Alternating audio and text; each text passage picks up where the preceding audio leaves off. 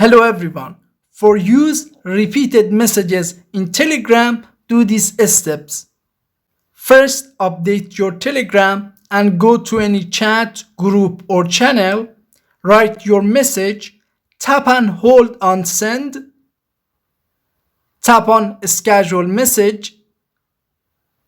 Now if your account is premium, you can access repeat section. Tap on it. By default, never is selected, but you can choose more options. Daily, weekly, bi-weekly, monthly, every 3 months, every 6 months, or yearly.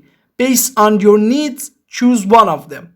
For example, I choose daily. If I choose daily, every day on that time, this message will send to that chat or group or channel.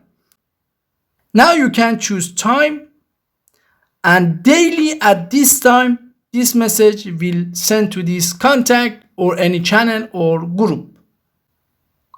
Also, in saved messages, you can write your message and tap and hold on send.